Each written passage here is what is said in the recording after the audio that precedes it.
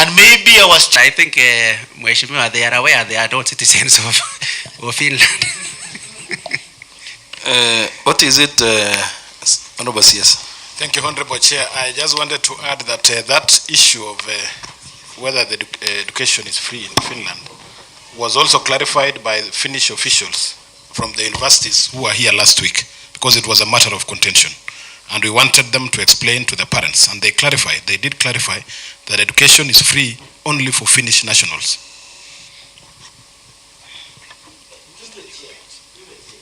We are trying to unlock this issue. Did they give a write-up toward that?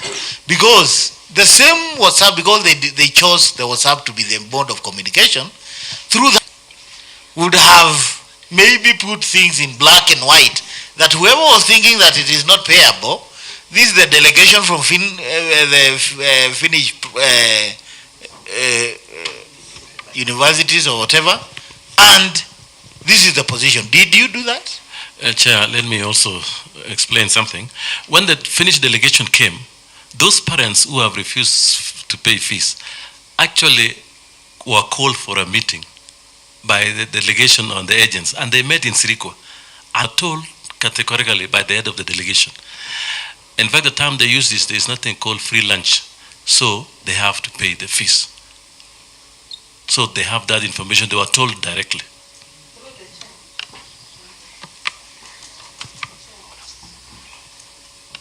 Honorable Kosgei Gilbert.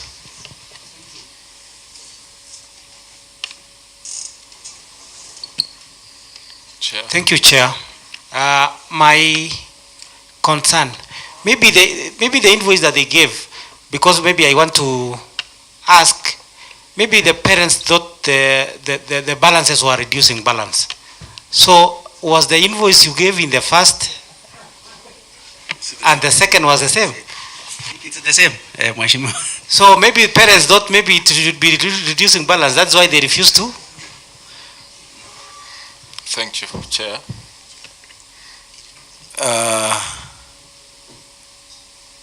Honorable members, I take notice.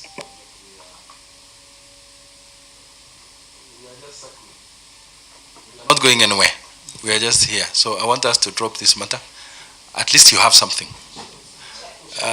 Order, members. Order. Let us proceed on to something else. Chair. Order, Honorable Amos. Order. Let's move to something else. Let's leave that at that, unless you have something. Yeah, I want to say something, maybe 1 or 2 minutes. When we started this program, it was a noble idea. And I want to admit before this house that we are humans. We can never be perfect. Especially when we are starting something new, there will be errors. And to me, but as we proceed, we perfect everything. I want to believe that the other programs going forward will not have the teething problems like we have experienced there before. Otherwise, this program is noble. It was meant to supplement the employment opportunities for our youth here in Uasin Gishu. The government can employ a few, but we can take majority of them abroad. So that was the intention of this program. And I want to urge this house that please support the county government. Point of order, Chair. Proceed. That please support the county government in your own wisdom. I know there is a reason the people from your ward elected you to represent them. They must have seen something in you. And I want to believe that this house is in a better position to advise the executive on how well this program can be run. I know you will go and write your report. In your report, I know you will make some recommendations. Please, any member who has a recommendation you think can help this program to succeed, because personally, I was the pioneer of this program. And I will feel so bad today if this program collapses, because I know the potential it has.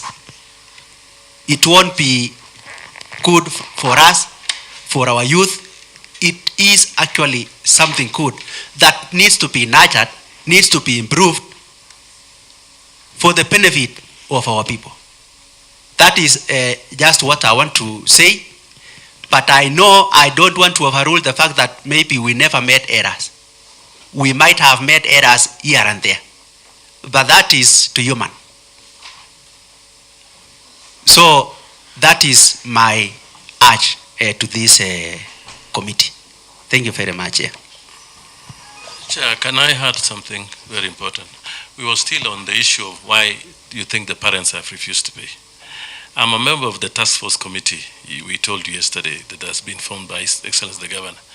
We have also come across information that they have information, the student in Finland, that when you have reached there, whether you pay fees or you don't pay fees, you will be allowed to go through your education, but the only thing is that you will not be given a certificate. So they are saying, whatever happens, the kids will finish education. Chair. Yes, Honorable Amos. Thank you, Chair. Maybe I am seeing there was a lapse somewhere, and that's the reason why it is not clear on what was to happen. And because our county attorney is here with us, I think it could have been much better if all the details could have been captured in any agreement in form of memorandum, but because it was not captured, that is why, if what you are saying is true, it's because they have seen there is a loophole. Apart from the one that it says that they will continue their studies whether they pay it or not, it should have been captured in a form of agreement or an MOU so that everyone will stick to its lane. But if it was based on mutual trust that all is well, then I think that's something what to be noted as we proceed. Chair, Can I answer that? Because it seems to touch. you can proceed. Yes, that is true. That is very true, Honorable Hamus. When this program began, there was a lot of optimism and a lot of trust and everything else. And nobody ever imagined this was going to happen. And especially when the program began, the county government lost control. It was assumed that things will work on very well. That's what the MOU which was there did not give powers to the county government of Wasingishu to recall students who either misbehaves or refuse to pay school fees. Because remember that time we were saying the fees is being paid for by government, so we were hiding behind a lie. And we are already sorting that out. The MOU is expiring this March. And when the Wazungus came the other day, we sat in the round table and agreed that we are negotiating the MOU and we are drawing it afresh. This time around, to give a clause to the county government to recall a student who is not there. I remember I told this house yesterday. So we are putting a house where if you say you are not paying fees, you are brought back for the sake of saving the program. We've learned from our mistake. Chair, please. Chair. Oh, Mary Goretti. Okay, thank you, Chair. First of all, I want to say that as much as the attorney is saying, we want to put a clause that once students are you the people to come up with the same policies and implement before they are ratified and passed through this house? Will you do it alone? Because even this program, this honorable house is not aware of it, on how it started until the petitioners came in. That is when we wanted to know more about it. So will you continue with the same? Thank you. Honorable. Thank you, Chair. I wanted just to be precise so that it can help you as Chair and our Vice Chair. I think we have gotten the concept of county government then, the idea, how they conceptualize, how they run it. We have that concept. But the big elephant in the room is the issue of bank statement. Kindly, with a lot of humility, Chair and Vice Chair, lead us, because a lot of questions, because we sat here almost the entire week listening to the cries of the petitioners, and their petition 80% revolves around the issues of transaction of money. I have heard what they have said. Maybe it was a final remarks, I don't know, but partially they have admitted they failed. But I don't want to go that direction. Kindly, can we move forward to the real business? Honorable Isaac, member representing Caps House. You know, why we are here is so that we can now prosecute the statement. We have gone all this length so that we can prosecute the statement. Perhaps you want to jump the gun. We are really looking into the expenditure as approved by the Secretariat. That the monies, all the monies that were paid by the parents went into an account. That one you've admitted. And that all the monies that went into that account were for specific reasons. One, tuition fee, accommodation, insurance, medical, COVID test, visa, and airline. You know, there is a reason why we are there. And again, we left, and we asked him whether there was any other expenditure besides what we have. And he said all the expenditures, all the expenses were to be handled towards, geared towards handling those issues. What we needed are the documentations to prove that, one, this is a negotiated agreement. Two, there was a meeting approving that this expenditure has to be made. So we are somewhere. We are somewhere, Honorable Isaac. Perhaps where he went and I allowed him to go is to tell us, because he was giving us the way. I asked him to start and bring us up to where we are, and you've done well, Mr. Maritim. And we were handling the issue that of the same lot, 51 people whom he started with, he seems to have remained with only 7. Of the 51, he still has 6. Is it 6 or 7? Yeah, aligning themselves with his ideas. The 43 he has lost. And they've been called names. They've been those 43. They've been called names. Others have been called Wakora. But unfortunately, they are the majority in this case, and that is why we asked you at the last tail end, that how would you respond to this scenario where we have 7 versus 43, and you've tried the much you could, and I appreciate. Perhaps now we can move to another sector now. And I will start by asking you, is there other expenditure? Is there any other expenditure outside what, in your wisdom, you saw as you deemed it right? Is there any other expenditure that maybe you found that needed to be addressed so that you can accommodate it at this juncture?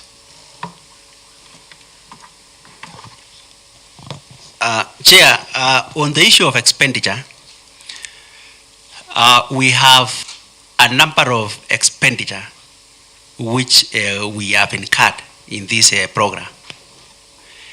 What I read here about the tuition fees that we paid, insurance fees and all those, these and this list is not exhaustive, because in this list I have not included what we normally pay to RVTI for hiring of the hall for exam. We have not. So we have a number of expenditure. What is it? As an accountant, because I was one before I became a mheshimiwa, being a principal trustee, this is a very serious program. What he ought to help this committee is that, first of all, they ought to have been given an accountant in that sector who was able to break down all this money that was paid, that after receiving this much money for the 51 student, this much went for tuition, this went for all what you said, the other whatever, that is accommodation, insurance, visa, COVID test, flight, in that category. So that you make the work of this committee easy. Because if you had very clear report, I think we will not be here. Because whoever will be coming with issues in the office, this is what we received for the 51, that is 25 degree student and 26 diploma student. Order, my deputy chair. Please direct this house. What is your yes, issue? Thank you, Chair. So I don't want this round, taking us round, because I'll be tired also. By me being a vice chair, it is not dictated that I should sit here being taken round. What I want to hear is, and I want to stand my authority as a vice chair, do you have the list of how you received the money and how you directed them with those voted, like a school bazaar? Simple, so that you leave this committee with a work to do. Period. That is well communicated. Perhaps you can handle the chair's seat. Yeah, thank you, Chair. We have Honorable Muya. We have the list. This is the breakdown. This is the breakdown for the degree students. We have the breakdown for the diploma students. So I think I'll also provide this.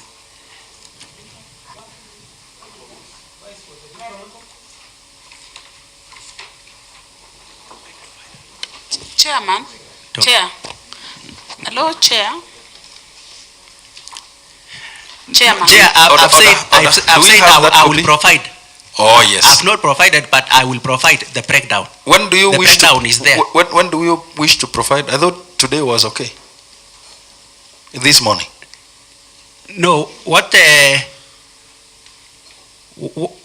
communication was. Maybe I did not get the clear communication on what I should bring. So what is? But I will, if you can allow me, that is a breakdown I can provide tomorrow morning. Thank you. Chair. Honorable Rebecca. Yes. You know, he has not responded to. He has not, but let me to the chair's panel. Fine, so but maybe you allow him to respond to the chair's panel let first. Let me just add on that one, because we have gone through the agreement on degree courses, but he has not told us about the agreement they did for the diploma courses, how much was paid and what was all that. Yeah, it's there. Honorable Rebecca, you have. Please supply Honorable Rebecca, Secretariat, with. It is there, but you don't have it. Not that one. That is not it. The service agreement. These agreements between.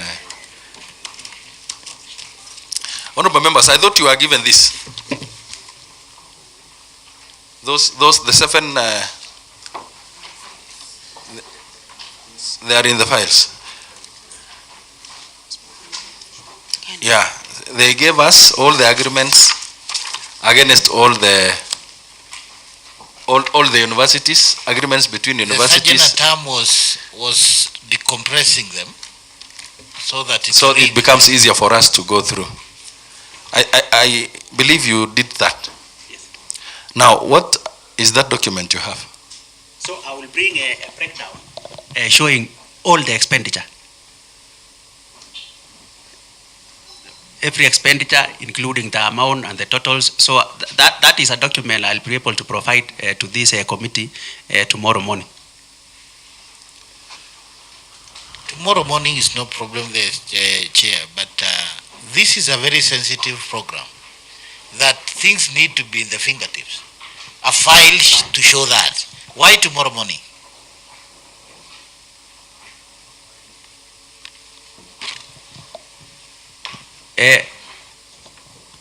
Chair,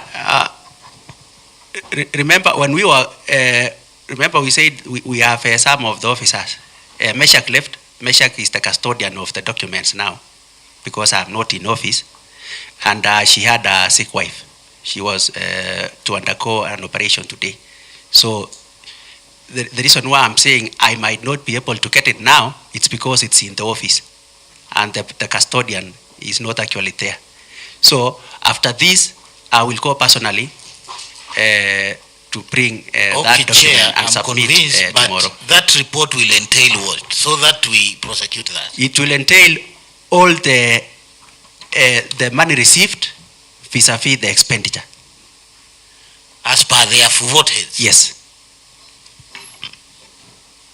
That is okay.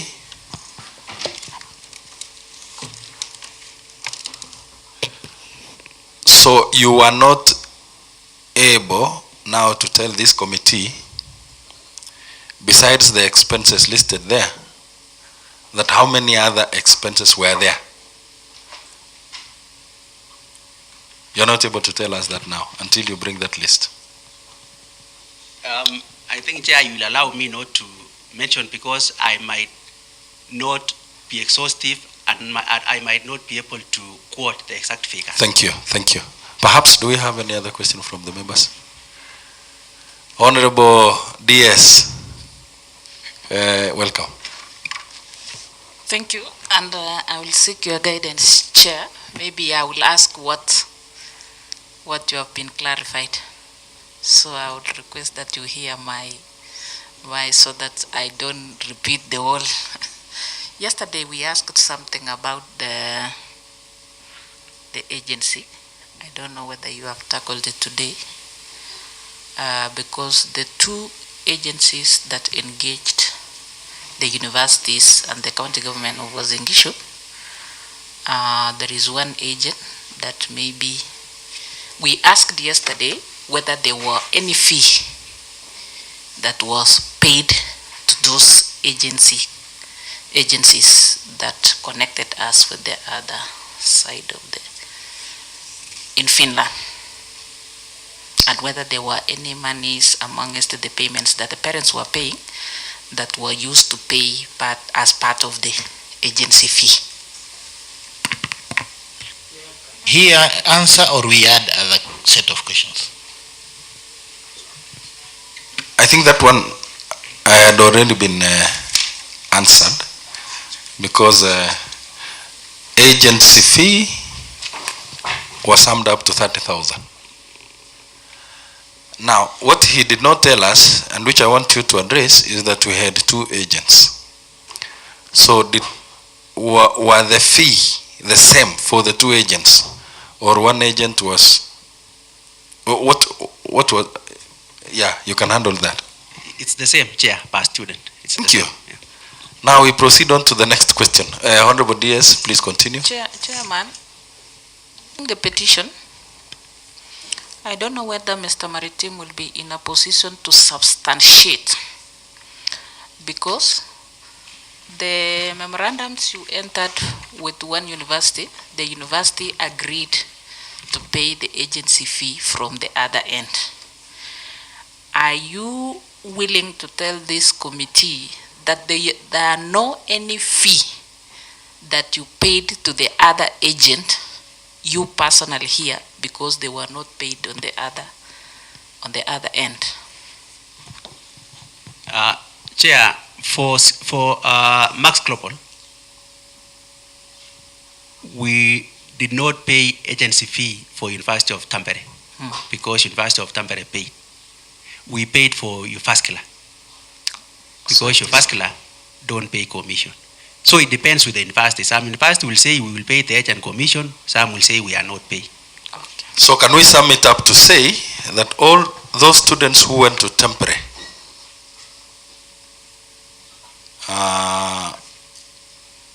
we saved 30,000?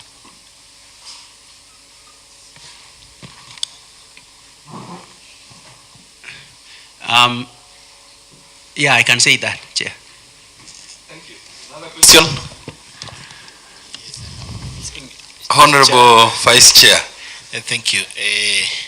We are here because it is in the public domain that yesterday when you are not here, we understand there were cohorts, 1, 2, 3 that are already there. But the concern of everybody is that we have others in the pipeline. And you heard one member saying that the issue is in the bank statement. Are you in a position or in your department or in that section of trustees and those who are running? Have you separated the cohort 1, 2, 3 and those who are in the pipeline and you can comfortably be able to convince this community? Because the issue is, would like to convince to everybody that their money is safe. Ile ilitumika imetumika, ile imebakia iko tayari kupeleka. What can you tell this committee about all that? Because you have dwelt most on the 51. And the program is not only 51. There are so many. And especially those who are on the pipeline. Convince this committee. Those who did not pass the preliminary exam, did they pay anything other than the 9,000? Perhaps, Honorable Vice Chair, you need to make it lighter for him. Help me, sir. Yeah. Our Honorable Vice Chair is asking,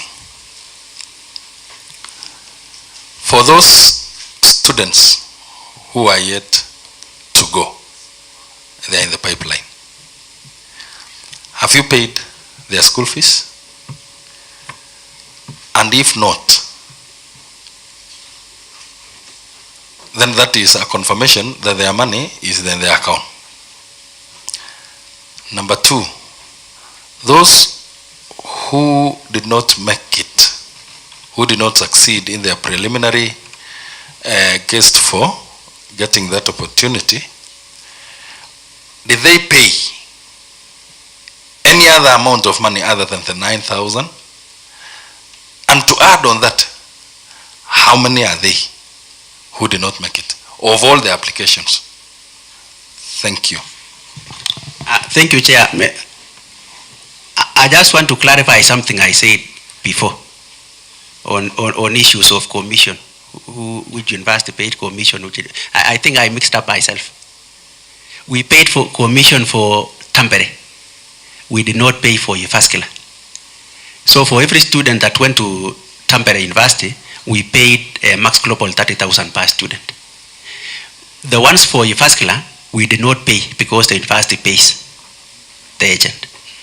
So I think that is the clarification I just want to make. I just mixed up. Now.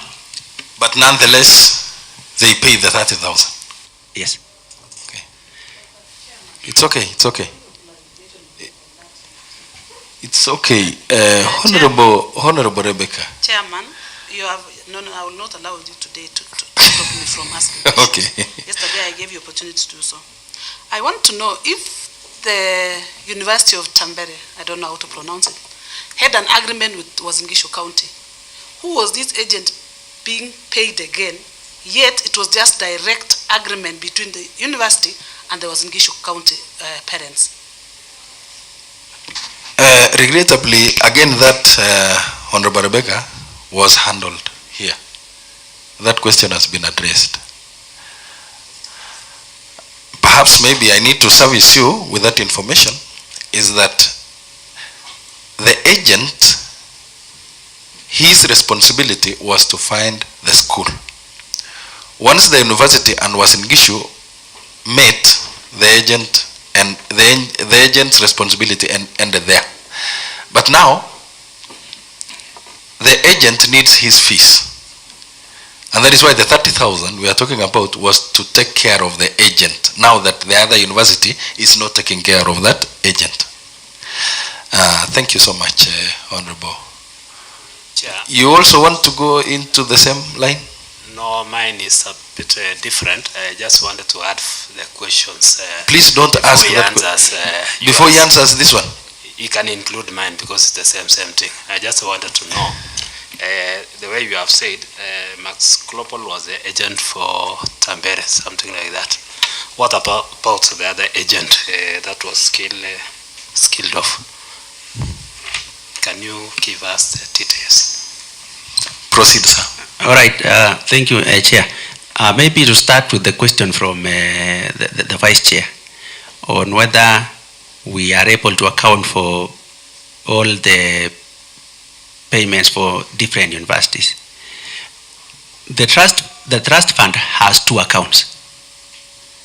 We have the normal account and then we have the Euro account.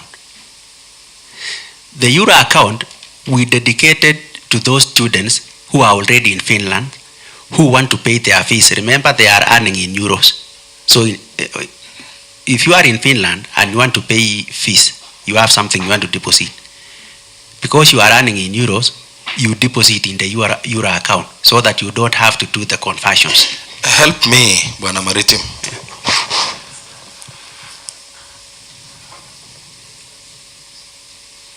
Yesterday we were told of account 2. Yeah, which is the Euro account. It is the same account you are talking about? Yeah, the Euro account, yes.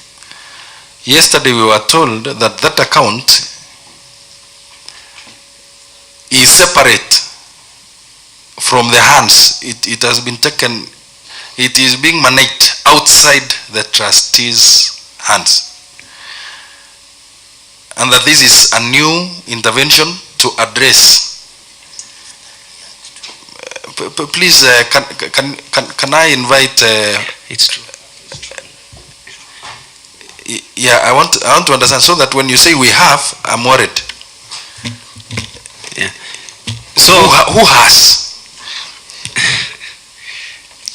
Yeah. Chair. Okay. Kindly, Point Chair. of order, Chair. Chair, kindly, sir, kindly. Honorable Gavene. Yes. Bwana CEO, because you've brought up an issue of Euro account, we wanted to know how many students are paying in that, how many students are in Finland and are willing and continuing with their studies and they are paying. Or let me rephrase it clearly. How many students are continuing with their education in Finland and they are paying their school fees? Yeah, through that account. Chair, to add on that, can we know also when that account was opened? Mr. Chair, I'm the one who said that yesterday. You know, the CEO has been out of office, so this is something new. When we got on these concerns, one of the measures the task force took immediately was to open a different account away from the main account for the temporary 51 only. And that is in Euro, that's the Euro account we talked of yesterday. Members. And to answer Kevene, member from Kapsere, it's that the 8 or so parents or students that have paid have their money in that account. Members, through the chair, for us to avoid confusion, you know, Deputy Chair. kindly, the issue of the second account came just to try to address the problem. If I were me, he ought to have answered the other question first, and then he ended up by saying that because of this problem we have encountered, we have seen the need of having the Euro account. First of all, he ought to answer the first question of how they handled this money until convincing us that they have money for those people who are on the students who are on the pipeline, ready to go, and they have paid their money. He convinced us that, and then he tell us, as summing up his information with the Euro account, which came the other day. Kindly. Noted, I have noted, Chair. Thank you for that. Just what I wanted to inquire, though I don't want to go that direction. Now, if there is account 2 in Euro account, who is running? Just for our sake, who are the signatories? To be precise. Thank you. These are honorable house. When something has came up. Order. You are through with your question. Unless there is another way of asking the same. Can the county attorney address that? And please, there is the last question honorable member from Kapsaos asked. Who are the managers? Who is running that account? Because if it is maritime, then we are back to where we were. 2 accounts managed by the same. Let me answer straight. Maritime is not in the Euro account. It is one parent and principal account on Silas Rono. It's not there. Those are to answer Shan's perhaps question, it was Joel, open. but perhaps Joel can help me in this. It is shallow. Yes, thank you, members. Initially, we had actually opened that account, but when they wanted to solve this problem because of lack of trust, we were told by the task force to cede the account to new members, new signatories. That is Mr. Rono, accountant, principal accountant, Mr. Ruto, who is acting CEO Youth, and one of the parents is Mr. Pate. No, not Pate. Kimitei, yeah. So those are people who are actually those who became signatories. But initially that account existed, but no money had been withdrawn, but there were some deposits. So Chair, point of clarification, and it seems like we are lying each other. The account existed, and here again is telling us after the task force. That's the time they came up with the idea of opening another account. And I'm still going back to my question. When was this account opened? You are trying to avoid that. Chair. Allow me to Honorable Chair. Now, they've explained that the account was there. They don't want to accept that they were the signatories. So, initially, the account was there. And the signatories were you people, right or wrong? Right or wrong? Let me answer. Just, is it correct or wrong? That's what I was saying. Yes. Chair, that's what I said, that when the task force came in, we were told to cede that account. But you were initially the signatories? Yes, we were the signatories. Now, you were told after the task force that... Yeah, there was money. I've seen the chairman, I've seen the county attorney disagreeing, but there's no problem. Chair, after they were told to cede the account, then they ceded to one principal finance officer, Mr. Rono, and one parent, Mr. Kimitei, and who else? And CEO Ruto. Acting CEO. Were parents present to elect the signatory? We had the representatives of parents in that meeting. How many in number? They had representatives of various campuses. Now, what is so difficult inviting all the parents, and there are around 50 something? Mr. Joel, the question is, how many parents. On that day, those who are present, we are discussing having another account different from the soiled one. A new account managed by the new regime, if I should say so, managed by the new regime, a new account, though opened earlier, though active, but they were asked to cede ground, so that this account is now the property of the new regime. But again, it is the business of the executive, because I want to know that one parent, how was that parent nominated into this committee? Let me answer, Chair. We have different groups of students. We have various groups or classes in Tampere. We have various groups or classes in Laure, and then we have one in Lut. Each of those groups, the parents actually met, and each group elected their representatives. Each group elected 3 representatives: chairman, treasurer, and secretary. So each group has that. The reason why Kimitei is a signatory of Tampere is because he was elected by Tampere students, parents. He was elected by the 8 parents or by the 43? Or 51. Or 51. Now we need to find whether there was a minute. Now, unless we obtain the parents, those parents officials have the minutes.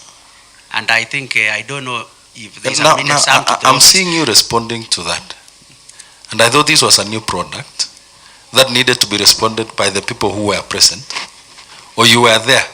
Yes. Or you were there? Yeah, he was there. In fact, the principal person to answer the questions of what we are surrounding about is the CEO then, who carried out the entire process. And even this small baby, the new account. You understand? He's saying that we had 2 accounts. And the county secretary, the county attorney just contradicted himself. That the CEO by that time was out of office. Yes. So he has no knowledge, so much knowledge about that. But we are getting the knowledge right now. Chair, I just want to perhaps honorable members, can we leave that account? Last one. Order. Last one, Chair. Order, honorable. Don't intimidate me, please. Order, honorable Isaac. That issue of the new account that we now have, that has deposits from 8 members. Let's stop it at that. We'll know what to do with it. We'll know what to do with it. Because, the information building grounds on that account is scanty. So, members, let's leave that. But my question was just directed to one parent committee. If you are sending that question to address this matter of the new account, yes, then I choose to ignore. Let's stop that. Let's go to the next. Honorable Maritim, Mr. Maritim. Order, members. Order, Honorable Keitany. This issue of the new account, the Euro account, is an issue that has failed integrity test in this manner. The county attorney submitted to this house that it is a new product aimed at addressing the vices that were there. It is a new product managed by the current administration aimed at addressing the quagmire that affected the other account. And Mr. Maritimu is the former CEO Sports. He is the owner. Actually, is the owner or the originator of this idea of the account, which has lasted for more time than the time we've been told by the county attorney. So for me, I don't think whether we'll find anything of value in this account. So let's leave it at that. Members. Chair, I will not agree with you on that one. unless you want to tell us that maybe we are not doing anything here. Chair, first of all, I have just asked ilifunguliwa lini that account, and you keep on avoiding that question. Very simple. Is it 2 years old? Now. It's 2 years old. Okay, with due respect, let me ask, whom do you want to direct that question to? The officers are here. Order members. I'm addressing Honorable Keitany, member for. It is either former CEO or the county attorney or county secretary. They are here to respond. You know, you may be surprised to get 3 answers. And that is why I'm asking And you. that is what we want. That is why we are here in this Ad-Hoc Committee, Chairman. Chairman, kindly. Yeah, that's why we are here. We want as many answers as possible. We want as many answers. This is a matter of public interest. Order members. Now, as a matter of members' interest, can any one of you address that matter? Chair. And whoever is answering to help my chair, can you answer in a way that is going to be satisfactorily? You can see the mood of the house. Yes. Please clear there. Let me answer, Chair. When it was Order. designated, I want to put the question to the Order member. I think the question is well supplied. Can we get the response? Chair, let me respond. Let me respond because I was the principal trustee, and I think I'm in a position to respond. This account has not existed for long. What the county attorney and the county secretary said, that this account was opened to address the issues that had arose, is true. But the person who wrote the request to the bank to open the account is the principal trustee, which is myself. This was raised actually by the deputy governor, who said, and during the task force, who said, why can't we have a different account so that because these parents from Tampere are not comfortable with this, they can use this one. I wrote the request to the bank. They agreed to open the account. But now when it came to signatories, personally, the parents, I can say, had issues with me. So they proposed signatories, which the names have been, you've been told the names. So the county attorney, the county secretary, we have not contradicted ourselves. Everything is based on evidence. We can print a bank statement for that account. You will see it for yourselves. You will see how much has been deposited in that account, how much has been withdrawn. I can confirm to this house that no money has been withdrawn, no payment has been made in that account. So, Chair, if you can allow me, I can supply you tomorrow with that bank statement. Now, Chairman, that is perfect. He said that parents had issues with him. Could you tell us what were these issues? Maybe for lack of a better term, I don't know how I was supposed to put that, because all these issues, actually, I was in the center of it. So by virtue of being the principal person. So I wouldn't even allow myself to run this new account. So that would not have been proper. Honorable Chair, with your permission, just to add on what he has said, it is true that this account was opened not long ago, and it was actually a process of the task force. We had a meeting with the bank officials. This is about a month ago, either between a month and 2 months ago. We invited the bank manager and the trustees, and we sat together in a meeting. And remember, Honorable Chair, that this is an account, this program, the account has been opened under a trust.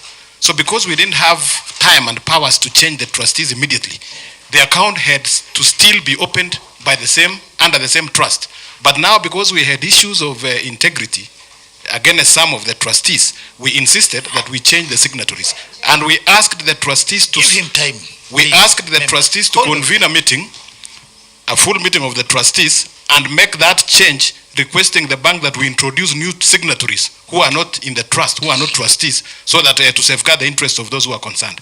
And it is at that time that the bank manager agreed and that we can introduce new people. That is when we introduced Rono, our principal accountant, as one of the signatories, and also introduced the other signatory, including also the parent, the third person now. Thank you. Members, before you answer a question, I am posing on behalf of the chair about the new account. They have stated that if we so wish, they can supply us with the bank statement to show no deposit, no withdrawal. Have we agreed on that? No withdrawals, but deposits are there. Deposit are there? Yeah, no withdrawals. No withdrawals. Yeah. Have we agreed on that point? Yes. Now we can proceed. Members, can you please switch off the mic? Yes, Mary Goretti. Thank you, Chair. As the county secretary has told us that they have an Ad-Hoc Committee that is also investigating over the same.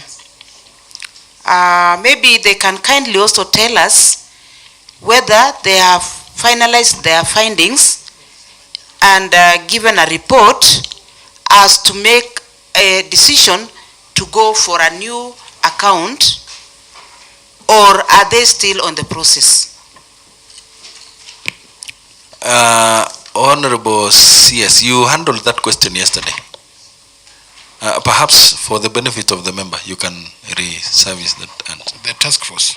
Okay, thank you, Honorable Member for Kipsomba Ward. I did mention yesterday that because the matter was a motive, the governor himself, being also an elected leader, was also concerned in the same way that the House is also handling this petition. And he decided to form a task force to help him get more information on this program and address the challenges that the program was facing. And that task force is ongoing. Part of the work that the task force is doing as it continues to hear or to get information is to also try to sustain the program by unlocking the impasse that we are having now of students who are in Finland and they are not continuing because some people have not paid. And as we continued inviting parents to hear their concerns, we noticed that they had lost confidence in that other account. And also opening this Euro account was also an attempt to restore confidence on the parents of students in Tampere so that they can deposit their money there. So it is actually work in progress. The task force has not finalized its report, but even as it continues with hearings, it is also trying to address some of the concerns, because the overall objective of the task force is to address the concerns and the issues of the petitioners and the parents so that we can move on with the program as we have been told earlier. Thank you. Then, thank you, members. I want to take him back to on course, because we seem not to be on course. And the question was, the students that are yet to go, please give us their status. Thank you very much, Chair. On the students who are yet to travel to Finland, we have 48 students who are supposed to go and study engineering course at Lappeenranta University in Finland.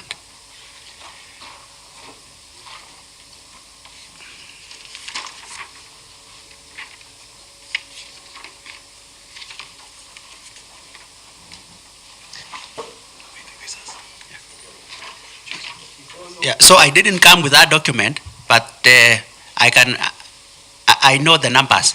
Maybe the CS can supply you with the document. Memory by reading you will see it, because he had taken us through yesterday of the 308 waiting list. The waiting list. Who are yet to go.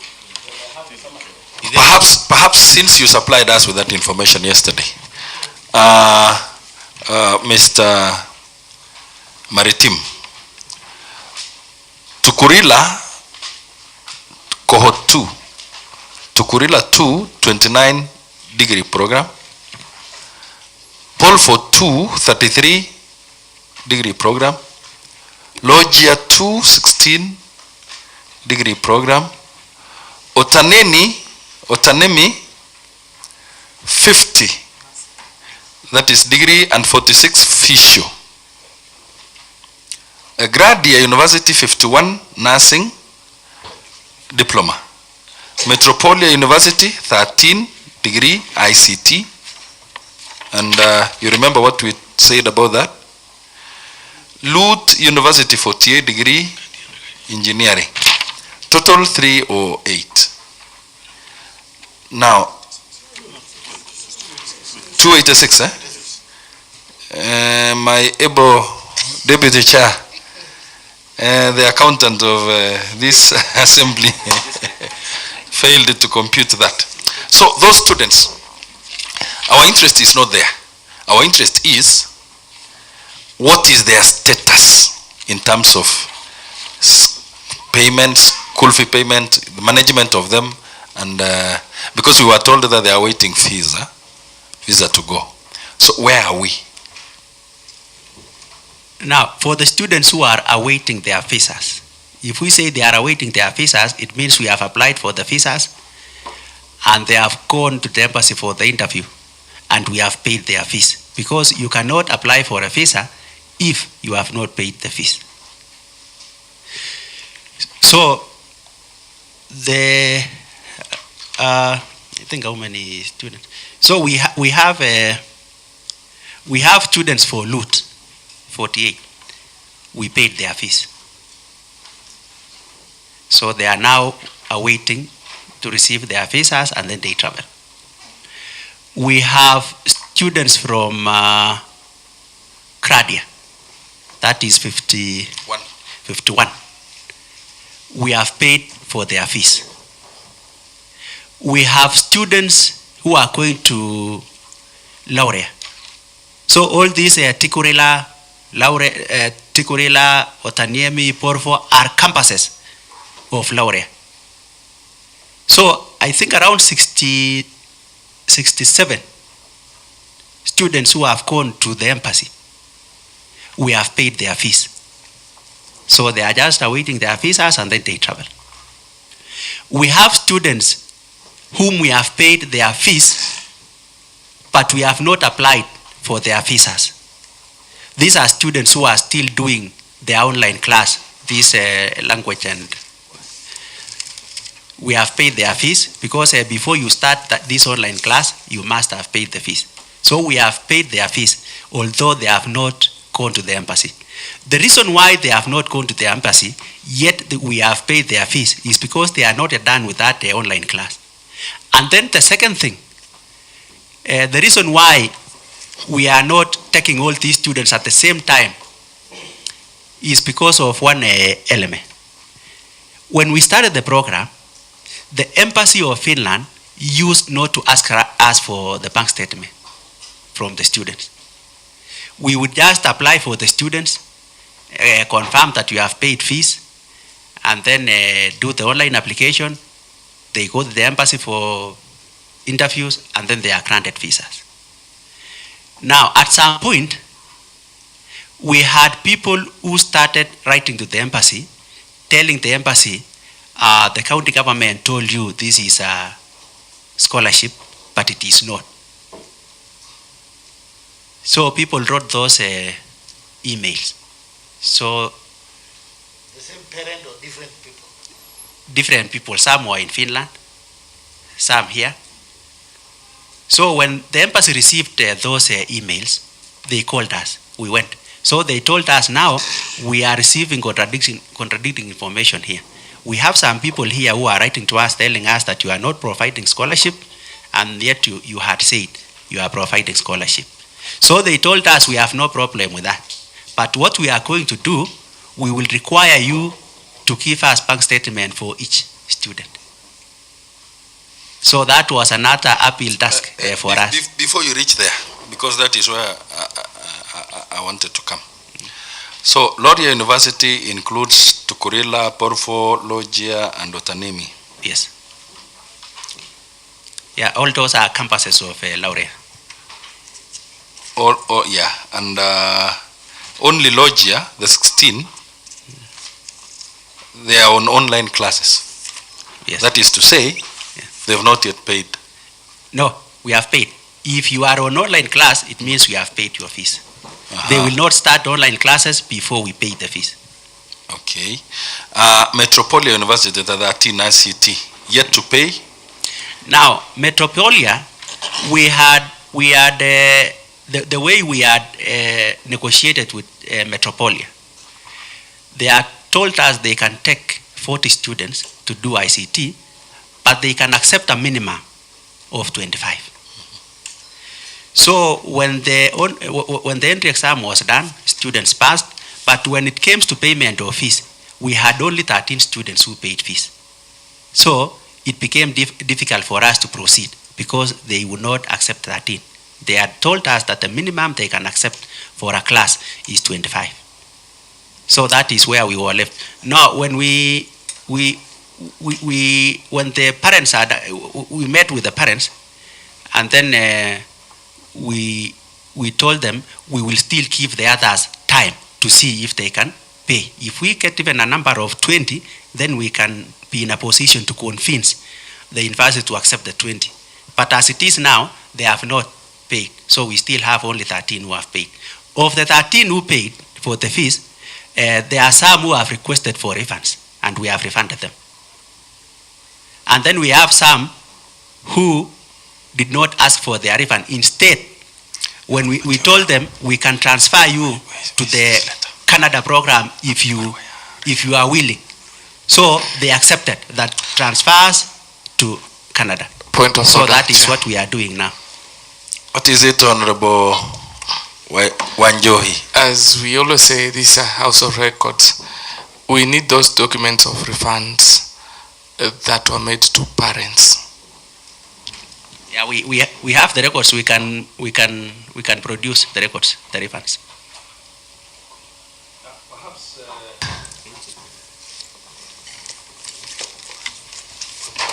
Perhaps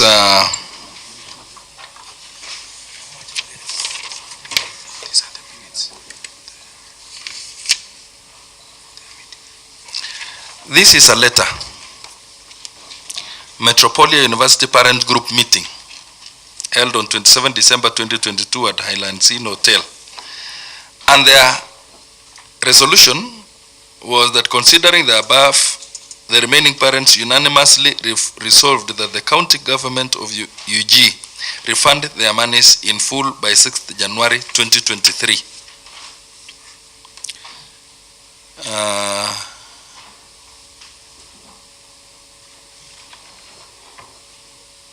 This is signed by Chairperson Ms. Amy Kendagor and Secretary Mr. Jonathan Kipto. How many requests did you get on that requesting for a refund? We have had 4 requests for refund, and we have refunded. Not 13 requests. Not 13. You know, that was the resolution. But when it comes to refund, you must apply for refund as an individual parent.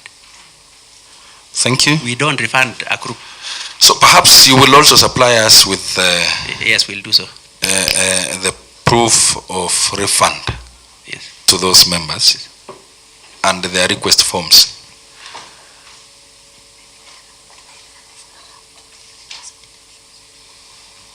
Thank you so much. And did you comply with their prayer that you refund in full? Yeah, we refund in full. Thank you. Yeah. Thank you. Now you can proceed to the issue you wanted to go. You know, I stopped you from.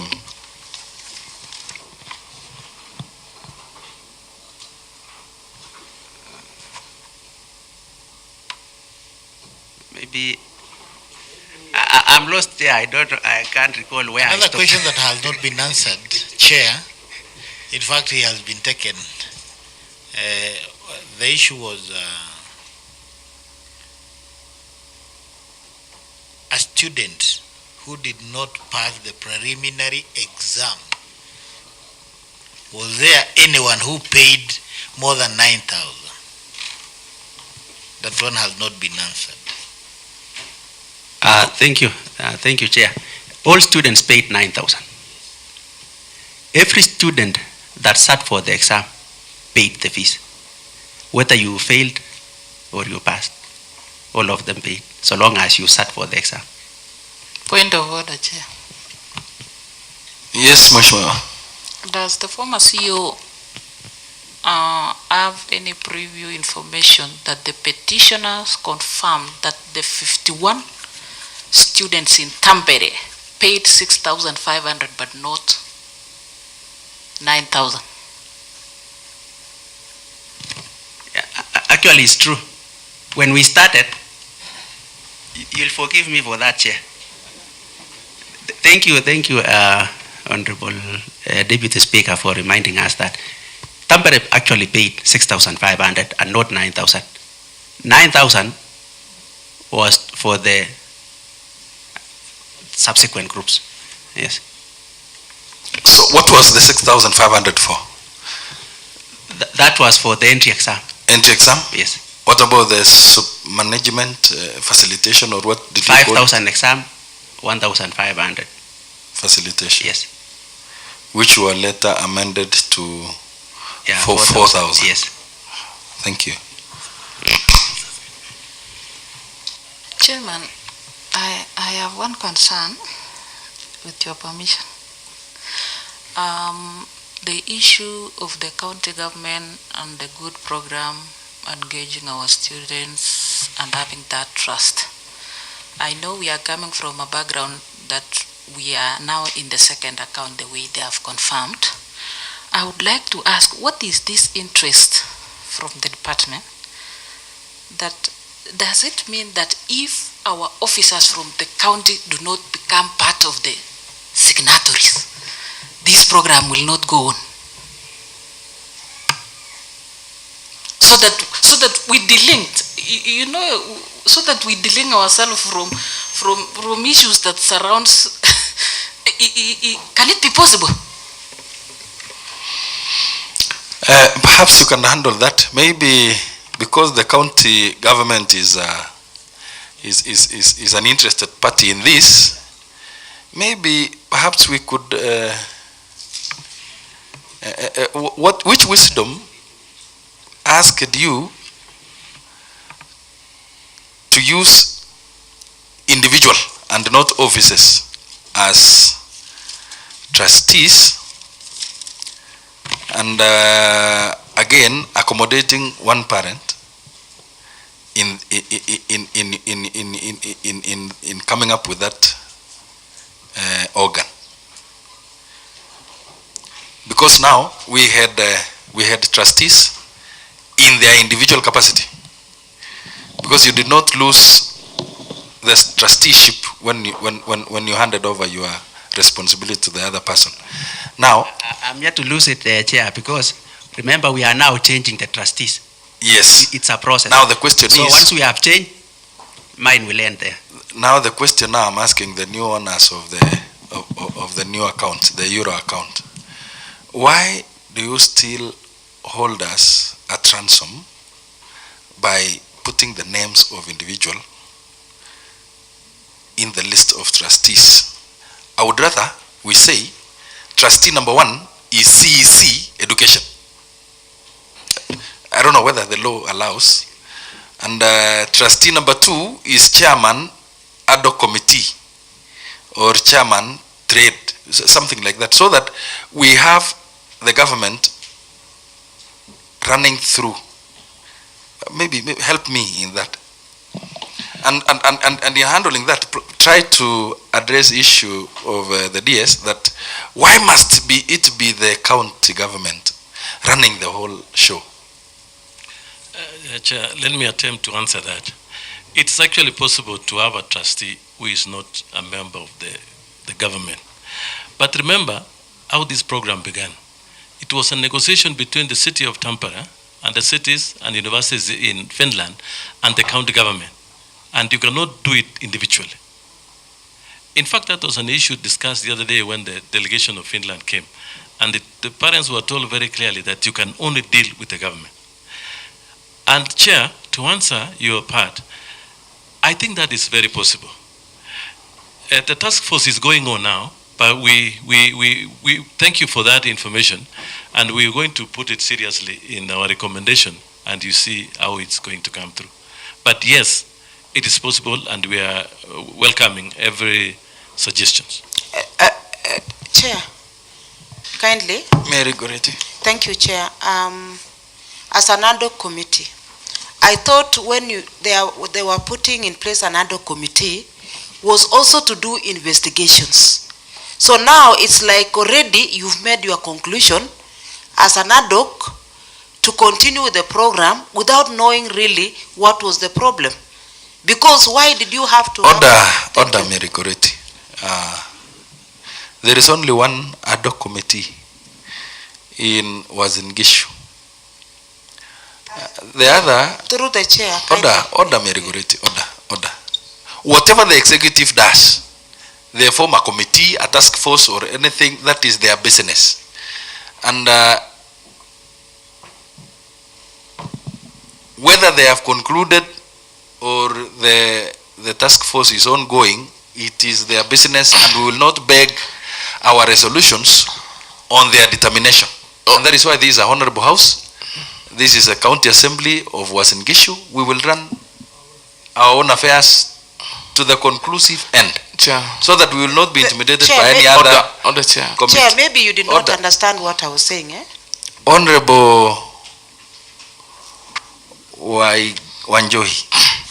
I get the sense that the Honorable is making. The executive have in many instances referred to that that investigation of theirs in relation to their own defense and in whole response these days, and they even alleging that they have their good response as opposed to this our own system and investigation.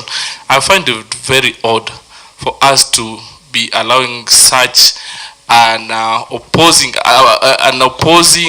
investigation task force by the executive. I think it's their own process that should not be subjected to this house or even being referred. Perhaps members, I have not heard them say we are not answering this because there is an active investigation going on. They've not said that.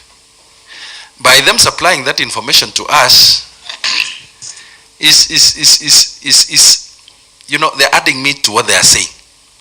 But for us, I have never seen a question that has been declined because an investigation is running on somewhere. Perhaps, DS, you can handle it. Thank you, Honorable Chair. Yes. I also wanted to say that the county executive is subject to oversight by the county assembly. And whatever happens in the executive is oversighted by the assembly. The executive also has its own framework of getting its own information, which is still subject to the county assembly. When the executive is trying to find out something, remember this issue, there is new leadership. The governor is new, the deputy governor is new, all the CECs are new. They didn't understand this program. It was being done in the previous regime.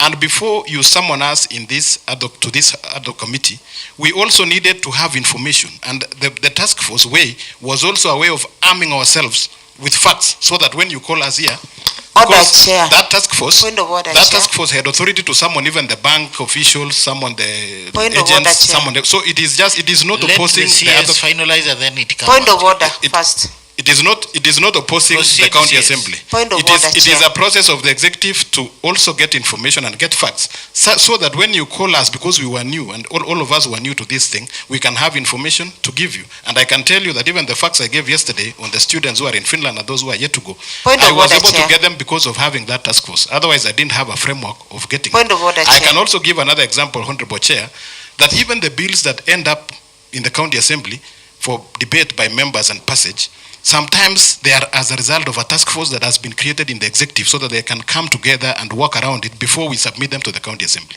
Thank you. What is it that is so burning? And be objective, straight to what you want to give. Thank you, Chair. I want to believe that in any government, there's no vacuum.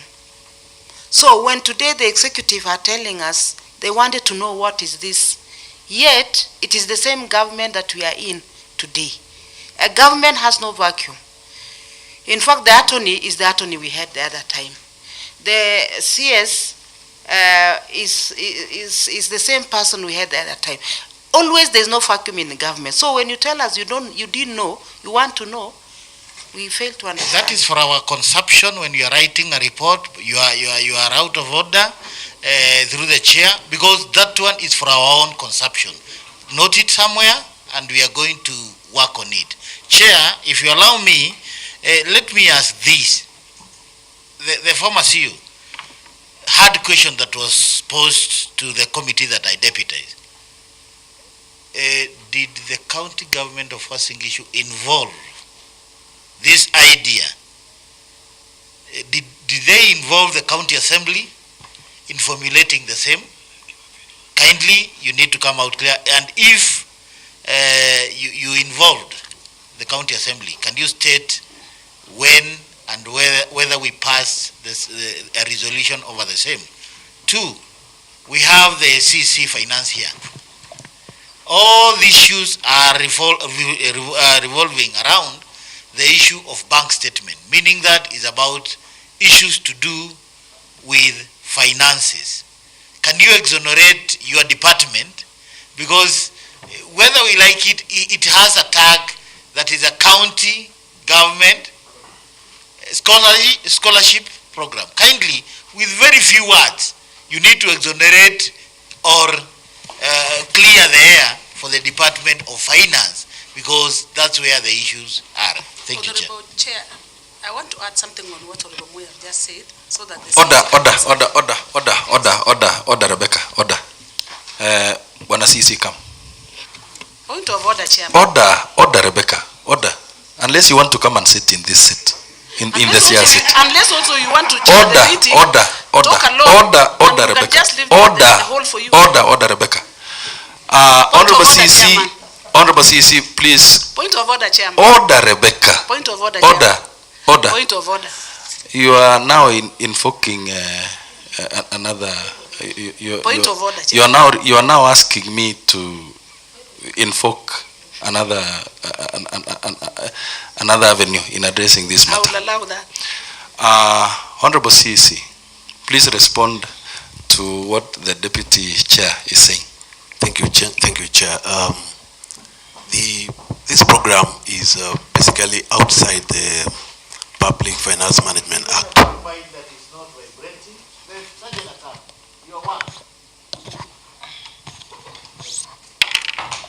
Thank you, Honorable Chair. I'm saying this program is outside the purview or the management of Public Finance Management Act. So it's not a county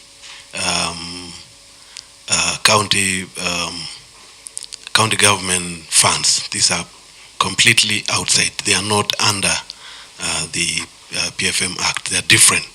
They're just like they can be treated like private arrangement. So the department advised the county, because we are using the big name of Wasingishu County. Did the department, though you are not part and parcel, did you advise the so-called trustees on the issue of check and balance so that we will not be in the place that we are in today? Was that advice given? Honorable Chair, to the best of my knowledge, the Department of Finance was not involved in this. Thank you. Perhaps CEC, sports and youth affairs, to where we are now, what would you wish to state as an observation? Honorable Chair, thank you for this opportunity. Thus far, and in regards to the knowledge I have obtained so far in regards to the Finland issue, for me, I would request my fellow honorable members and my colleagues, this is a noble through the chair. Oh. The CC ought to withdraw the remarks that fellow honorable members so that it can be captured well by the Hansard team. Okay, thank you for the correction. Thank you, Honorable Chair, for the opportunity. Yes, so for my advice thus far, in regards to the knowledge I've obtained, I would just urge us as leaders, this is a noble program for the betterment and for the goodwill of our youths.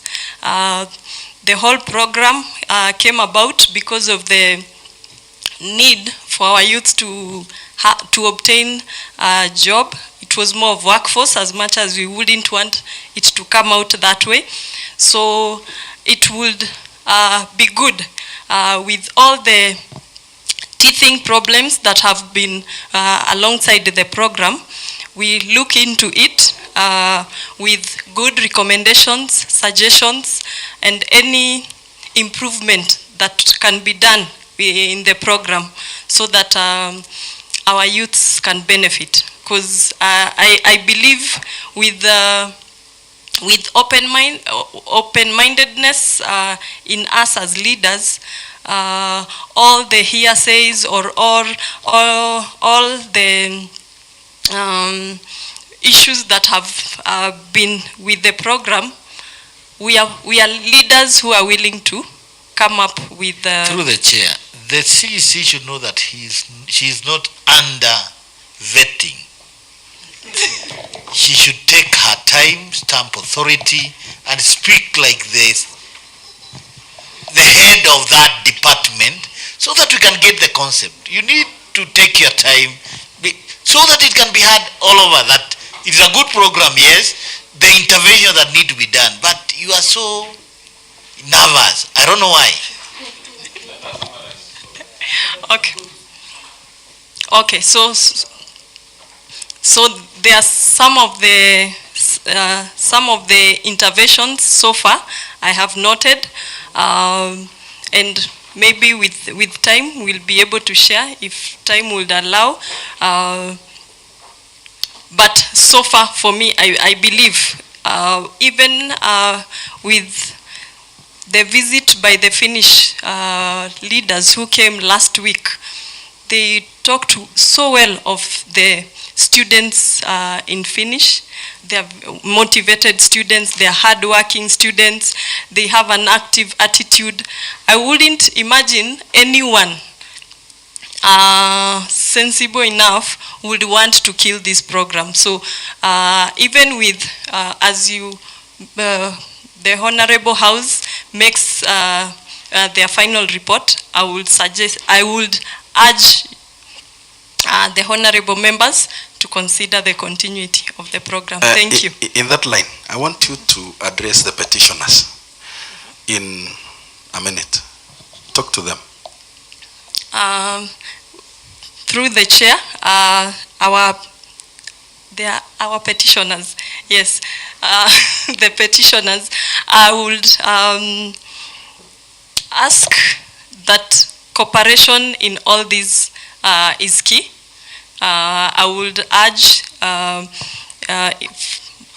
the parents to consider the goodwill of and the future of our youths, and for that matter the students who are their children,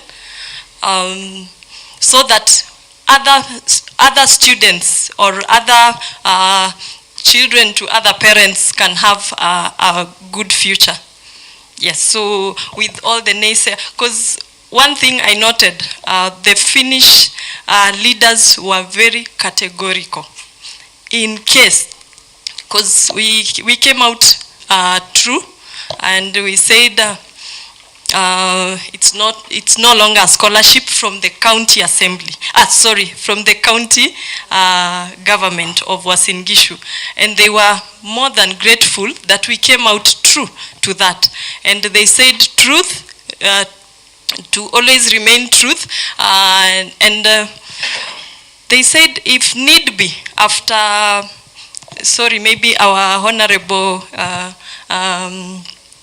Wanjohi has said we don't refer to the task force, but we were even suggesting at the end of the task force meeting and reporting, we consider.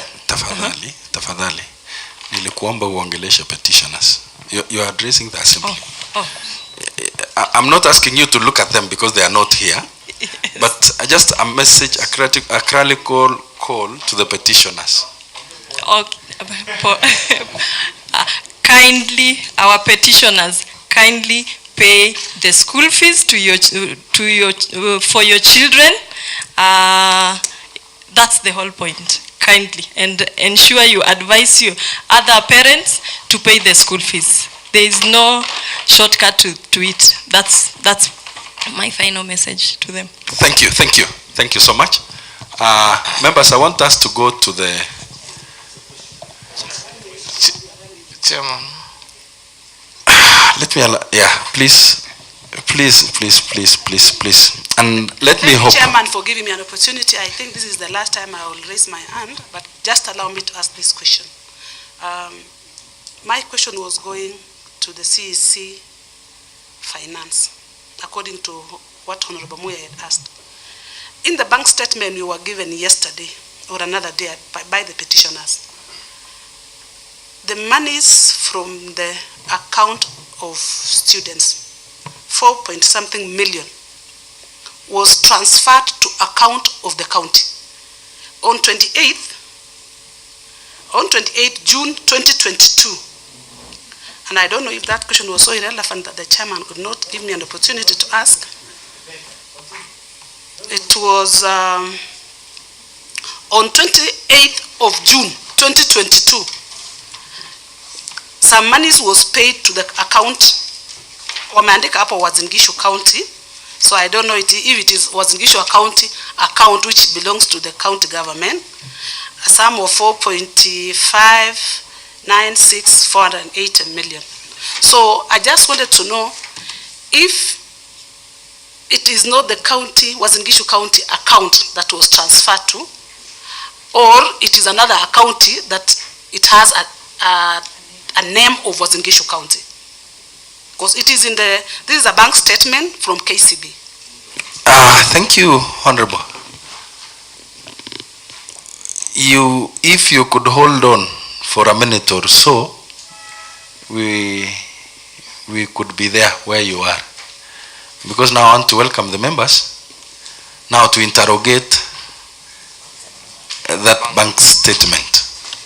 And perhaps the first person you know, if you could just hold on for some time, we would reach there. Now that question has come, can the CEC, because you said that we are away from this business. We are very far, in fact you said you are very far away and you don't have anything to say about it. There is money that has come to your account as the most senior officer in county government of Uasin Gishu. What do you say about it? Thank you, Honorable Chair. What I can say about that is I've noted it. I've noted the dates and the details. I'll cross-check on our end whether we received the funds, and then I can report back, Honorable Chair, on that. So I'll look into that. Thank you. Perhaps, honorable members, I just want to warn you that we may not get what we want. To warn us or to advise us? To advise, sorry. I withdraw the warning part. I want to advise members that we may not get what we seriously need from them, because my fear is that all their response will be, allow me time to go and that is my worry. Perhaps we may go there. Let's try with the Honorable Keitany. Thank you, Chair. No, I was about to request that can we postpone the issue of statement until tomorrow, because, Chair, I expect to have maybe 30 minutes on the issues that I have. You know, that's the reason why we are here today with maybe the team. It was because of the issues, but maybe allow me to start. First of all, there were some issues which I might direct to the CEO Martim, and maybe you can allow him, Chair, because of time, maybe to answer me directly so that we move faster. On the issue of, there was a question that I asked before on the issue of agents. How many honorable members? There's a reason why. I'm feeling order. After statement, Chair. Mr. Keitany, it is already 3.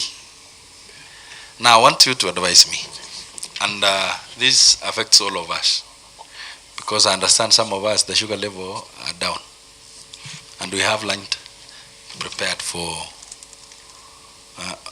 all of us. Can we run and then later we go for lunch, or we break for lunch and then we come and continue? Chair, allow the person you can who was allow at the me floor to finish. You know, the reason why I stopped him is because when I give him the mic, he will need 30 minutes, and then you know the other danger is that he has requested me to engage Mr. Maritim one-on-one. To save and it will pick other questions. That is why my concern is. Give me even you are requesting me to give you 30 minutes one-on-one with Mr. Maritim. Can we do that after lunch? Yeah, I said I was expecting to have 30 minutes, but because I know time is not on our side, I will summarize. We cannot rush it. We still around. Chair, I don't need to ask 1 or 2 questions. Member, I think Honorable Keitany, most members are saying that the sugar levels. Maybe what we can just say that there was one question that I don't know whether it's for he did not answer, whether they mooted where they mooted this idea. Did they involve the county assembly, and at what level? I think the principal is. Yes, this was an earlier question. If we say that we come and they answer. Order Vice Chair. Together with that of the Vice Chair. Honorable members, let's break for 30 minutes. Have a quick bite, and we will be back for the other questions. And the meeting stands adjourned.